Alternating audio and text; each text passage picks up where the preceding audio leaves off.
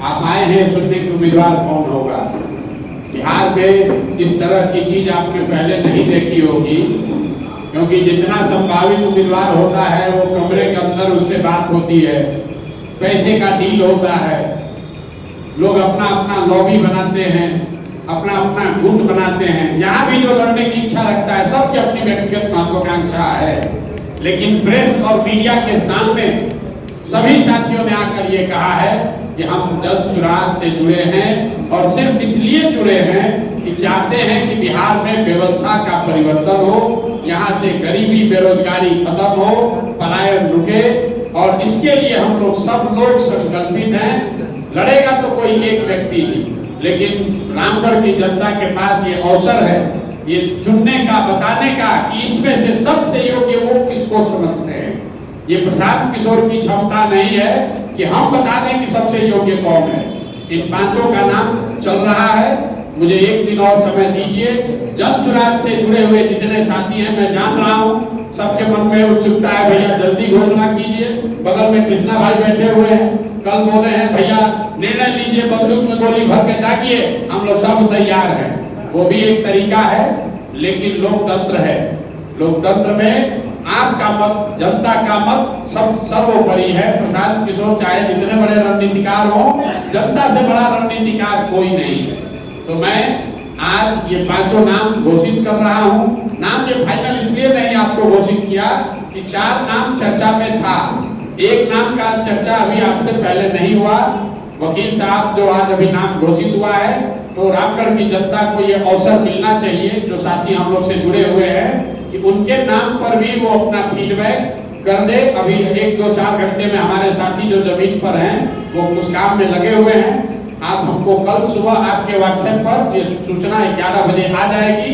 जन सुराग का उम्मीदवार 25 तारीख को अपना नामांकन करेगा। 24 तारीख को बेलागंज और इमामगंज के उम्मीदवार अपना नामांकन कर रहे हैं, और 25 तारीख को सुबह में करारी के उम्मीदवार अपना नामांकन कर रहे हैं। 25 तारीख को दोपहर में 1 बजे रामगढ़ के जन सुराग के उम्मीदवार अपना नामांकन करेंगे। ये सारी बातें तय हैं। इन 5 में से कौन उम्मीदवार होगा इसकी घोषणा कल 11 बजे करेंगे। अब आपका कोई सवाल हो तो आप कर सकते हैं। बहुत बहुत धन्यवाद।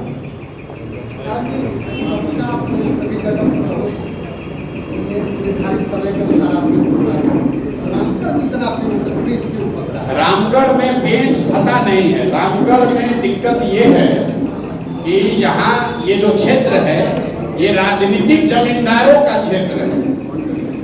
लोगों ने रामगढ़ को अपनी राजनीतिक जमींदारी का क्षेत्र बना रखा है, और सामान्य सर्वे करने में भी, लोगों से उनकी मंशा जानने में भी थोड़ा समय लग रहा है। यहाँ पर जो लोग हैं उनकी दबंगई, राजनीतिक दबंगई इतनी है कि नीचे से लोगों को निकालने में थोड़ा समय लग रहा है।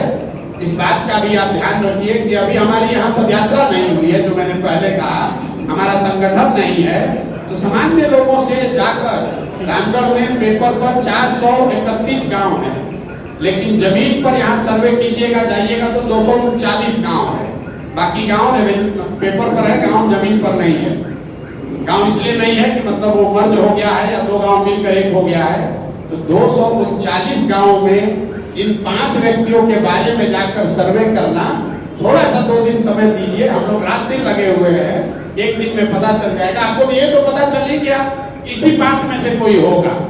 अब कौन होगा उसके लिए 12 घंटा और सही। और चुनाव की प्रक्रिया तो 28 तारीख से शुरू होगी।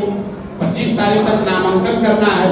28 तारीख तक स्क्रूटनी के बाद पता चलेगा कि भाई किसका नामांकन स्वीकार हुआ, उसको सिंबल क्या मिला।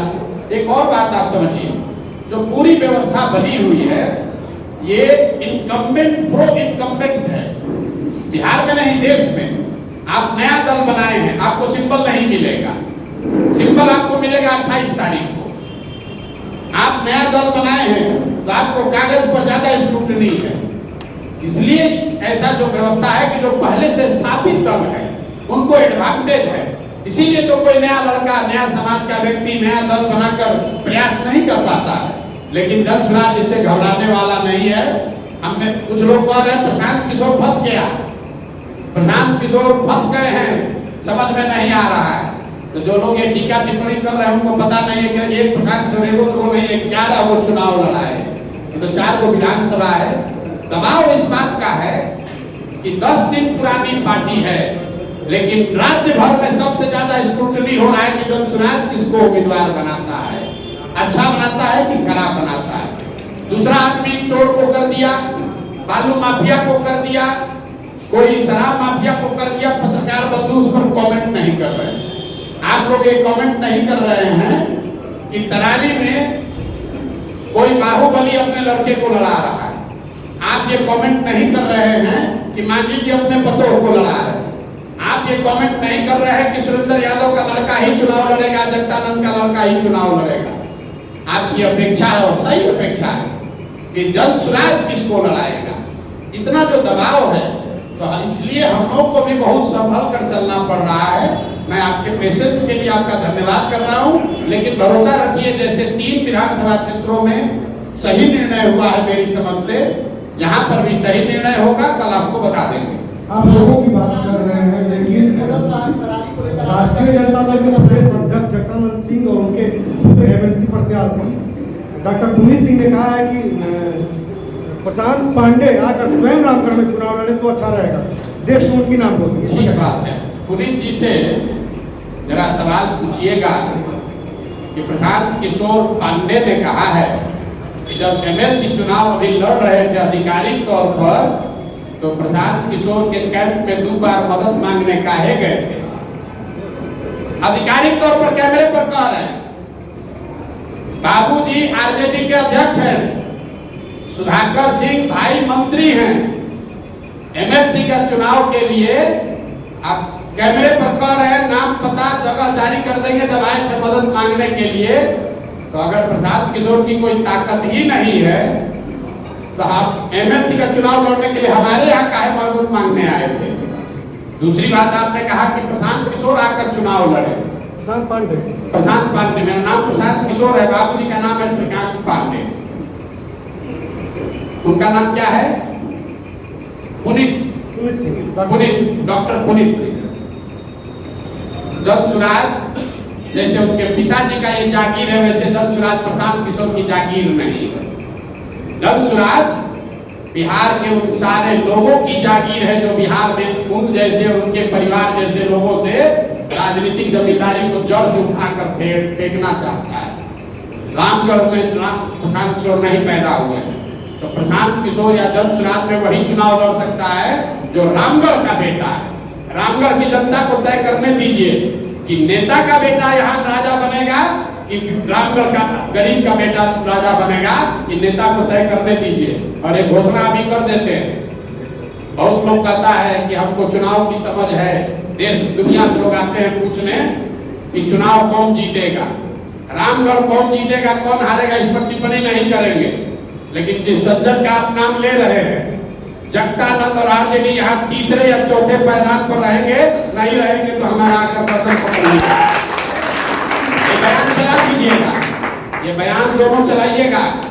प्रशांत किशोर ने कहा कि तुम जीतने की बात छोड़ो, दूसरे नंबर पर आकर दिखा दो, मैं मान लूंगा कि रामगढ़ की जनता में तुम्हारी पकड़ है।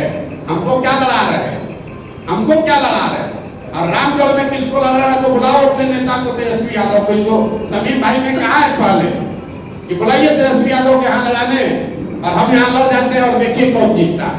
कर लीजिए फैसला, एक वर्ष में तेजस्वी जी लड़ जाएंगे, एक वर्ष बाद लड़ जाएंगे, यही रामगढ़ से लड़ जाइए। तो स्वराज जीत का कितना दावा कर रही है? अरे जीत हम अपना 2 बात है, जनसुराज जीत हार का दावा नहीं कर रहे, जनसुराज की बात किनारे हमने कह दी। लेकिन प्रशांत किशोर चुनाव जानने, लड़ाने और आकलन करने के लिए ही आप हमको जानते हैं, देश जानता है। हम उस आकलन के आधार पर बता रहे हैं कि आरजेडी, जगदानंद सिंह और उनके बच्चे, रामगढ़ की जनता सबसे ज्यादा अगर किसी से नाराज है तो उनसे नाराज है। और उनकी लड़ाई इसकी है कि वो तीसरे पर रहेंगे कि चौथे पर रहेंगे, पहले दूसरे की लड़ाई में वो है ही नहीं। और कौन अभी पहले दूसरे में है ये आपको हमसे ज्यादा जानकारी है। जनसुराज न लड़े तब भी हम आपसे सोच समझ कर बोल रहे हैं। जनसुराज अगर नहीं भी रेस पे है तो तो भी जगदानंद सिंह के लड़के आरजेडी यहाँ तीसरे नंबर पर है। आपको हमसे ज्यादा जानकारी है।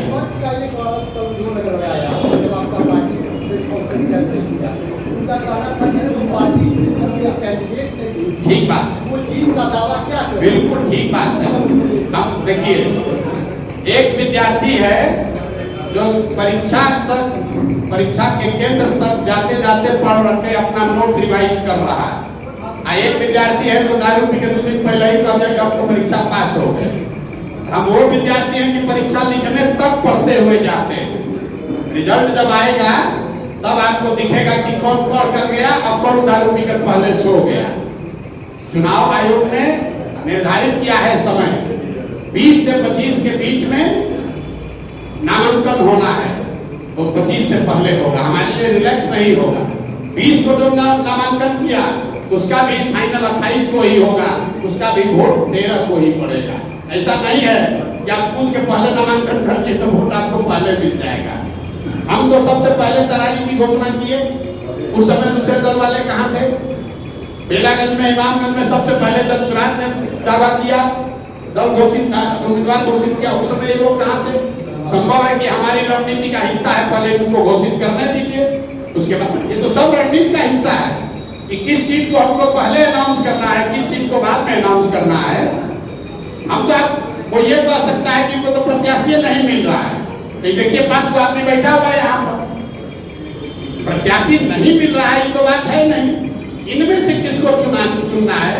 अब जगदानंद सिंह को तो पता है कि हम लड़ेंगे, उसके बाद हमारा बेटा लड़ेगा, बेटा के बाद उसका बेटा लड़ेगा।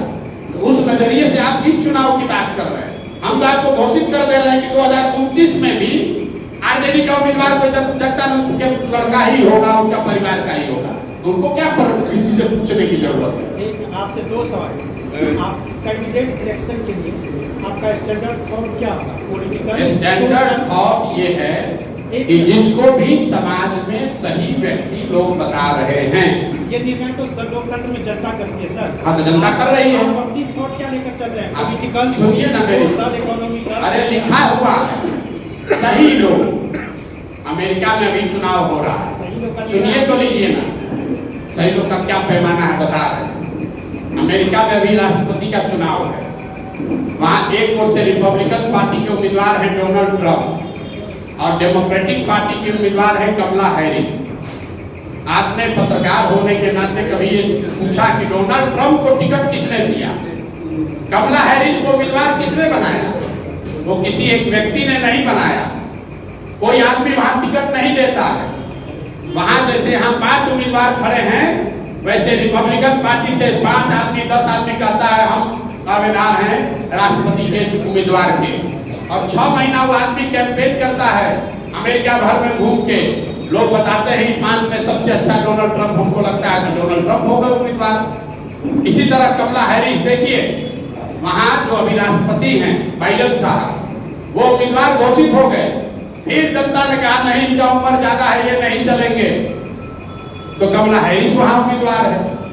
यहाँ बिहार में और रामगढ़ में तो बपौती है, हम रहेंगे, हमारा बेटा रहेगा, उसके बाद बेटा रहेगा, उसको किसी से पूछने की जरूरत क्या है? तो चाहे तो अगले 10 वर्ष में उम्मीदवार अब ये घोषित कर देगा। एक सवाल और सर, आपने विगत जो चुनाव लोकसभा में किया उसमें आपकी भविष्यवाणी या के साथ आपका जो आंकड़ा था वो फ्लॉप था, आपने इसको स्वीकार किया। फ्लॉप रहा। आप कैसे स्वीकार करते हैं? आपको ज्यादा जानकारी है क्योंकि आप पत्रकार हैं। फ्लॉप रहा, आप सुन लीजिए, हम जान रहे आप कहाँ आ रहे हैं। हमने लोकसभा चुनाव से पहले 6 महत्वपूर्ण बातें कही। पहली बात कही कि अगली सरकार भाजपा की एनडीए की ही बनेगी और उसमें ऐसा लगता है मोदी जी ही प्रधानमंत्री बनेंगे। आज देश में किसका सरकार है? भाजपा का है, एनडीए का है, मोदी प्रधानमंत्री है। दूसरी बात मैंने कही कि जो मोदी जी के प्रति लोगों में जो पहले श्रद्धा, जो आग, जो अंधभक्ति थी, उसमें बड़े पैमाने पर गिरावट दिख रही है, वो भी आपको दिखा। तीसरी बात मैंने कही कि मोर और लेस जितना भाजपा को सीट पिछली बार आया था 300, उतना ही सीट आएगा। ये बात ठीक है, ये गलत हुआ। हमने क्या कहा? जो स्थिति पहले 2019 में थी वही रहेगी। तो वोट शेयर के मामले में भाजपा को 2019 में 36% वोट आया था, इस बार 35.13% वोट आया है, 0.7% कम आया। सीटों के मामले में 300 के बजाय 240 आया है, जो बड़ी गलती है, जिसको आप लोग बता रहे हैं। तो भैया हम भगवान तो है नहीं, स्टैटिस्टिक्स भी है, वो एक आकलन है, सही भी हो सकता है, गलत भी हो सकता है, मेरी गलती है। और जब गलती हुई सामने नेशनल चैनल पर आकर कहा ये 3 बात ठीक है, लेकिन सीट के मामले में आकलन गलत हो गया। चौथी बात क्या बोली कि कोई भी कितने भी मोदी जी को सीट से जीत कर आए, 250 आए या 300 आए, तीसरे टर्म में मोदी जी अपने पहले और दूसरे टर्म के मुकाबले कमजोर प्रधानमंत्री होंगे। तो आपको दिख रहा है। हमने एक और बात कही कि भाजपा चाहे जितने सांसदों के साथ विधान दल सरकार बनाए, तीसरे टर्म में आने वाले समय में उत्तर प्रदेश की भाजपा के नेतृत्व को लेकर भाजपा में बहुत बड़ा संकट की स्थिति बनेगी। वो भी आपको दिख रहा है। योगी जी की बात रोज आप सुन रहे हैं। तो 6 प्रेडिक्शन किए गए, उसमें 5.5 ठीक है, सीट वाला गलत है, लेकिन लोगों को तो सीट याद है, उस हिसाब से मेरी गलती है। अब एक अंतिम बात सुनिए। बंगाल में हमने कहा, पूरे देश ने कहा भाजपा को 200 सीट आएगा। प्रशांत किशोर ने कहा भाजपा को 100 से ज्यादा सीट नहीं आएगा। भाजपा को आया 77। संभव है कि भाजपा को 90 भी आ सकता था, 10 भी आ सकता था, 100 के नीचे आएगा। लेकिन हम इसलिए नहीं कह रहे कि हम अपने गलती को जस्टिफाई कर रहे हैं, लेकिन आप ये समझिए कि जो लोग देश भर के आंकड़ों को एनालाइज करके प्रेडिक्शन कर रहे हैं, इतना आसान काम नहीं है। ऊपर नीचे हो सकता है 10-20 सीट। इसके लिए अगर आपको लगता है हमारी समझ खत्म हो गई है, तो मान लीजिए कि हमारी समझ नहीं है। नहीं, देखिए तरारी में क्या है, मैं आपको बता देता हूँ। तरारी में लेफ्टिनेंट जनरल एसके सिंह, जो सेना में वाइस चीफ रहे हैं, उनके इलेक्टोरल रोल के नाम को लेकर जिला प्रशासन ने बात उठाई है। उनका ये कहना है कि इलेक्शन के कमीशन के रूल में ऐसा है कि आप बिहार के हैं, लेकिन अगर बिहार के किसी विधानसभा क्षेत्र में आप मतदाता के तौर पर रजिस्टर नहीं हैं, तो आप चुनाव नहीं लड़ सकते। ये वहाँ के अधिकारियों ने बताया। हम लोग उसको लीगली एग्जामिन करा रहे हैं। जितने हमारे साथ वकील जुड़े हुए हैं, वो लोग उस चीज को देख रहे हैं। उन्होंने इलेक्शन कमीशन को भी लिखा है। लेकिन मैंने बात आपको शुरुआती बताई कि देखिए कितना प्रो इनकम्बेंट है। जो लड़का करण तिवारी का देश का वाइस चीफ बना, आर्मी का, जो सेना को लीड किया सियाचिन में, जो सेना को लीड किया ऑपरेशन पराक्रम में, उस आदमी को वो अपना इलेक्ट्रिसिटी बिल है, उसका जमीन है, घर है तरारी में, लेकिन एक रूल बना कर कह रहे हैं कि नहीं, इनको चुनाव नहीं लड़ने दिया जाएगा क्योंकि तरारी के इनका वोटर लिस्ट में इनका नाम नहीं है। वोटर लिस्ट में नाम जुड़वाने के लिए फॉर्म 8 भरा गया। ये सब प्रावधान है। आप इलेक्शन अधिकारी से पूछ लीजिएगा कि आप 8A फॉर्म 8A भर के अपना नाम जुड़वा सकते हैं।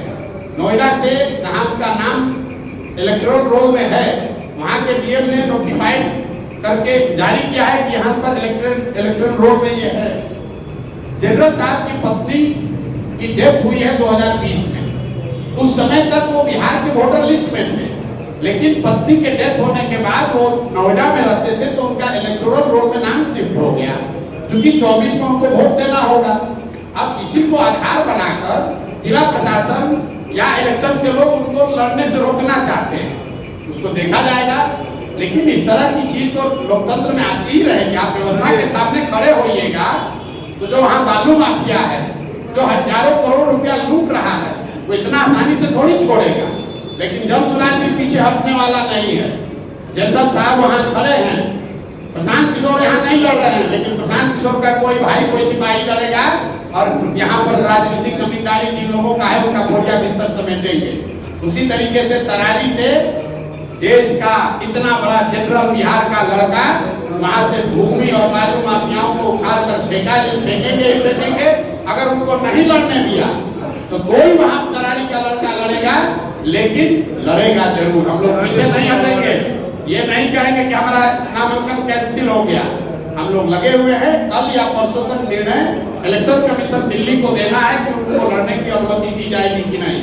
लेकिन आप जरा पत्रकार होने के नाते समझिए, बिहार का जो लड़का पूरे 75 साल के इतिहास में सिर्फ 2 ही लोग आज तक vice chief of army staff बने हैं बिहार से, एक गवर्नर एसके सिन्हा और एक एसके सिंह। उस लड़के को आप चुनाव नहीं लड़ने दे रहे, ये फर्जी का नियम लगा कर कि आप कहते हैं ये इसका इलेक्टोरल रोल में यहाँ नाम नहीं है, एक ये भरा गया है, कह रहे नहीं उसके दिन पास हो गया है। ये तो चलता है, प्रशासन और सरकार की ओर से ये सब चलेगा, लेकिन जन चुनाव इतना आसानी से दबने वाला नहीं है।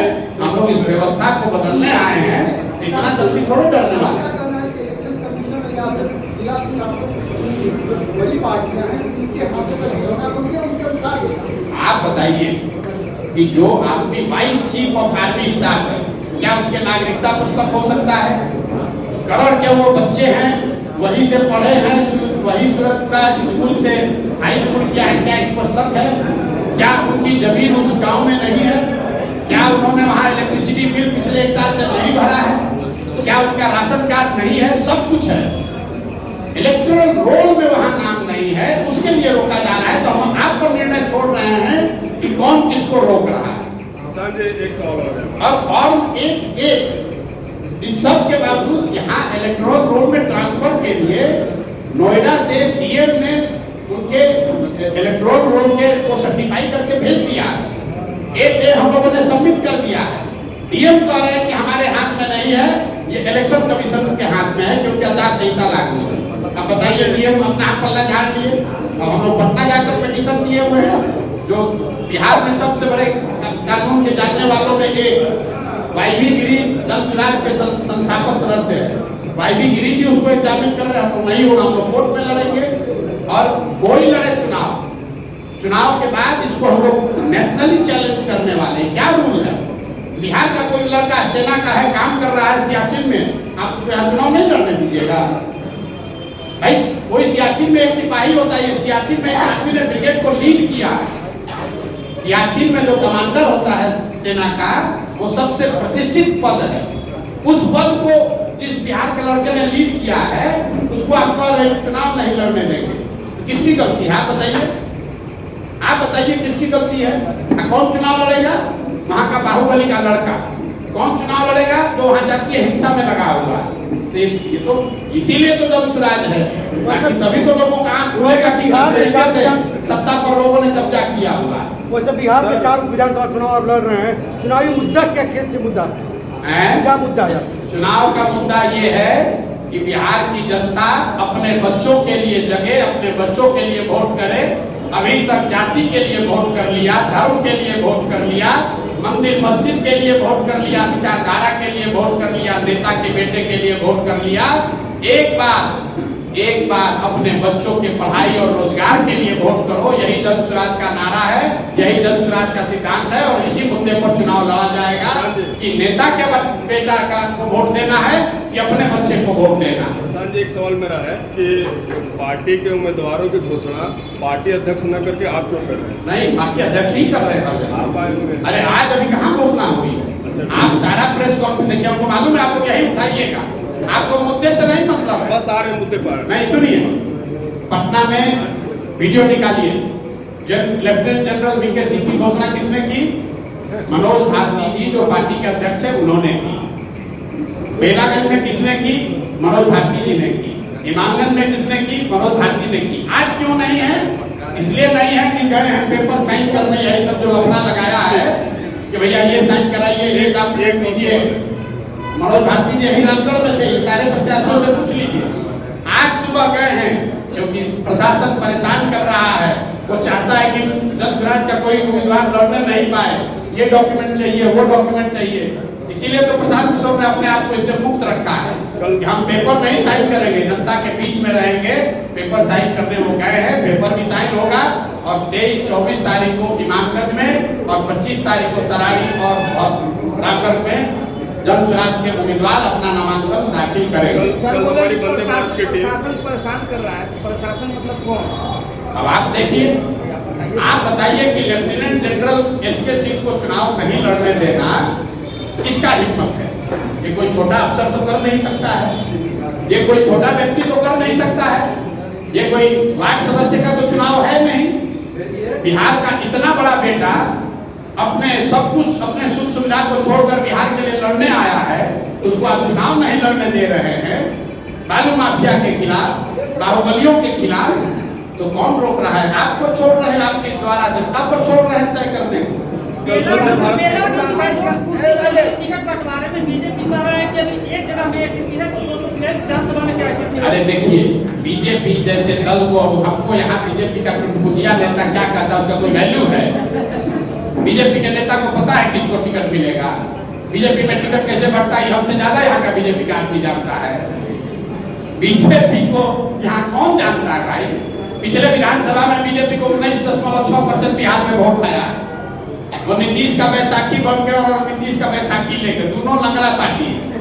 देखिए वो बैसाखी देके खड़ा है, वो क्या बोलेगा कि कैसे टिकट बढ़ता है? कुर्सी नहीं चला है, लोकतंत्र को जिंदा किया जा रहा है। वो बेलागंज में बीजेपी वाला बन जाएगा। बीजेपी वहाँ बेलागंज से लड़ पाया आज तक जीवन में? वहाँ जो आरजेडी के बाहुबली नेता है उसके खिलाफ लड़ने के लिए कैंडिडेट आज तक बीजेपी को नहीं मिला। वो हमको बता रहा है कि कुछ ही चल रहा है। आज जहाँ तरारी से लड़ रहा है वो जदयू से निर्दलीय लड़े हुए और जदयू में शामिल एक बाहुबली को अपने टिकट पर लड़ा रहा है और राष्ट्रवाद का बात करता है। ये बीजेपी वाला सब राष्ट्रवाद का बात करने वाला, जरा पूछिए कि सेना के जनरल को नहीं लड़ने दे रहे हैं, जिसने भारत की रक्षा के लिए कुर्बानी दिया है 40 वर्ष, उसको नहीं लड़ने दे रहे हैं। और बीजेपी ने उम्मीदवार बनाया किसको? एक बाहुबली के लड़के को। तो चरित्र भी देख लीजिए, कहता है चाल चरित्र अलग है। चरित्र देखिए बीजेपी का, परिवारवाद का बात कर रहा है। उसको तरारी में कोई नहीं मिला, बाहुबली और बाहुबली का को भी नहीं, बाहुबली के लड़का को लड़ा रहा है और कहता है कि हम एकदम परिवारवाद हमारे खिलाफ है। वो हमको बोलेगा कुर्सी चल रहा है। कुर्सी चलने के बाद बेलागंज में कौन उम्मीदवार हुआ? जनसुराज का प्रोफेसर खिलाफत हुसैन, जिसने 30 बरस बेलागंज में बच्चों को मैथमेटिक्स पढ़ाया है, अगड़ों को, पिछड़ों को, हिंदुओं को, मुसलमानों को। इस व्यक्ति ने वहां गणित पढ़ाया है 30 बरस। उस प्रोफेसर को हम लोगों ने उम्मीदवार बनाया है। जिस क्षेत्र के बारे में लोग कहते हैं कि 10 करोड़ रुपया चाहिए चुनाव लड़ने के लिए, वहां से एक साधारण प्रोफेसर को चुनाव लड़ा रहे हैं। तो आप लोग पत्रकार लोग भी कह रहे हैं प्रशांत किशोर से गलती हो गया। इसीलिए मैं बिहार का ये दुर्दशा है। कोई अच्छा आदमी खड़ा होता है तो आप लोग कहते हैं बिहार में नहीं चलेगा, तो न चलेगा तो इसी दुर्गति में जीवन भर आपको भी रहना पड़ेगा। बिहार की राजनीति में प्रशांत किशोर को इंटरटेनमेंट का साधन कहा जा रहा है। बढ़िया है, एंटरटेन होइए, मजा लीजिए। अगर जो लोग ये कह रहे हैं तो उनसे पूछिएगा कि उनके दल के जो आका हैं वो इसी इंटरटेनमेंट के साधन का इस्तेमाल करके इसी बिहार के लड़के से सलाह लेकर वहां पहुंचे हैं। तो नैया पार नहीं लगने वाली थी, न भाजपा का न नीतीश का। मालूम है ना आपको? हमको बताने की जरूरत नहीं है कि 14 में कौन उनको मदद किया, 15 में यहाँ नीतीश का कैरियर को किसने बचाया। न तो जहाज डूब गया था पूरा, मांझी जी लेकर भाग गए थे। सर, आज नामांकन के दौरान राजद के जो उम्मीदवार है रामगढ़ से, बोले कि सिर्फ प्रशांत किशोर की पार्टी मीडिया में बनी हुई है, मीडिया वाले उनका सपोर्ट कर रहे हैं और कम नहीं है उनका कोई। ठीक बात है, आप लोग सब लोग मीडिया है तो टिप्पणी प्रशांत किशोर को नहीं किए तो मीडिया वाले पर किए। आप लोग को कितना लोग सुनिए, मीडिया पर, मीडिया को समझ नहीं है। अगर आप हमारे प्रेस कॉन्फ्रेंस में आए हैं तो कुछ तो सोच के आए होंगे। वो तो यही कह रहे हैं कि मीडिया में बने हुए हैं, क्यों? पैसा वैसा दे के सबको खरीद लिया है। ये आपको पता नहीं चल रहा, आपको गाली भी दे रहा है कि पत्रकार लोग को क्या है, तो सब भी क्या है, प्रशांत किशोर से पैसा ले लिया। यहाँ बैठे हुए जितने पत्रकार हैं जरा बताइए तो किसी को एक हम समोसा भी खिलाए हैं? कह रहा है कि सारा पत्रकार प्रशांत किशोर के पीछे घूम रहा है। पीछे नहीं, आप भगवान के किसी गाँव, रामगढ़ के किसी गाँव में जाइए, रामगढ़ के किसी गाँव में जाइए, प्रत्याशी की बात छोड़िए, जीत-हार की बात छोड़िए। अगर घर घर कोई पहुंचा है तो जनसुराज के वर्कर कार्यकर्ता पहुंचे। क्या आपको मालूम है? आज अगर रामगढ़ के घर घर में, गांव गांव में कोई आदमी पहुंचा है तो जनसुराज का वॉलंटियर पहुंचा है, जनसुराज का कार्यकर्ता पहुंचा है, वो जगदानंद सिंह का लड़का नहीं पहुंचा है। लेकिन लड़ाई इसी बात का है कि नेता का लड़का नेता बनेगा कि रामगढ़ का लड़का नेता बनेगा, अभी पता चलेगा। अभी 2-3 घंटा चलाइएगा। एक सवाल ये है, अभी जैसे आपने कहा है कि 5 उम्मीदवार यहाँ पे हैं प्रेस कॉन्फ्रेंस में अभी आप अनाउंस नहीं कर रहे हैं, कल के लिए आपने कहा है कि व्हाट्सएप पे नाम चला या जाएगा। आके मनोज जी अनाउंस कर देंगे, कहे कि भाई साहब बोल रहे हैं कि अध्यक्ष को अनाउंस करना, हम अनाउंस कर देंगे। तो आप लोग अभी तुरंत कहिएगा कि उम्मीदवार प्रशांत किशोर को elect कर देंगे। रिमोट कंट्रोल से चला हैं? लोग बोलेंगे कि रिमोट कंट्रोल हाँ से चला लोग बोलेंगे ना, इसीलिए ना नहीं कर रहे हैं, हमको पहले से मालूम सवाल है। ले लीजिए, सवाल ले लीजिए, उसमें बता दीजिएगा। जैसे आपने कहा कि 5 उम्मीदवार को अभी आप लेकर बैठे हुए हैं कि ये मजबूत दावेदार है रामगढ़, जी तो कहीं आपको ये डर तो नहीं है कि बेला का जो घटना घटी है, अगर प्रेस कॉन्फ्रेंस में अगर अनाउंस कर देंगे तो रामगढ़ में भोपाल में भी ये घटना अरे भाई ये पांचों लोग सामने खड़े हैं। और बेलागंज में सुनिए, बेलागंज के प्रेस कॉन्फ्रेंस आपने देखा है, वहाँ पांचों उम्मीदवार आप लोग कुर्सी चलने को इतना बड़ा बात बता रहे हैं। अभी तक तो आप लोग कह रहे थे जमशराज को कोई पूछिए नहीं रहा है, अब जमशराज का टिकट पाने के लिए अगर लोग कुर्सी चला रहे हैं तो यही बता रहा है कि जमशराज की ताकत है कि नहीं। अरे भाई इतना तो समझिए, 10 दिन पहले पार्टी बना है, उस पार्टी का टिकट पाने के लिए लोग कुर्सी चलवा रहे हैं। और जब बेलागंज के प्रेस कॉन्फ्रेंस में कोई कुर्सी नहीं चला, जहां चर्चा चली है वहां समर्थकों ने कुछ हल्ला गुल्ला किया होगा, उसमें क्या लोकतंत्र अभी नहीं। अगले 1 साल में हर जमशराज के मीटिंग में कुर्सी चलेगा, हम पहले आपको बता देते हैं। लेकिन कुर्सी चलने के बाद जो चुन कर आएगा वो लोकतांत्रिक तरीके से चुन कर आएगा। हमको अपने परिवार के आदमी को बनाना है तो कुर्सी नहीं चलेगा। राजद में क्या कुर्सी चलेगा? राजद के किसी कार्यकर्ता को हिम्मत है कि कुर्सी चला के कह दे कि हम उम्मीदवार होंगे? उसको तो मालूम है कि जब तक उनका परिवार ही बनेगा, लालू जी का लड़का ही बनेगा। तो आप बता दीजिए कि आप राजतंत्र में, परिवार तंत्र में भरोसा रखते हैं, वो ठीक है कि जहाँ हल्ला गुल्ला हो, लोकतंत्र जिंदा हो, वो ठीक है? आप तय कर दीजिए। चलिए भैया, बहुत बहुत धन्यवाद। पार्टी के उम्मीदवार की घोषणा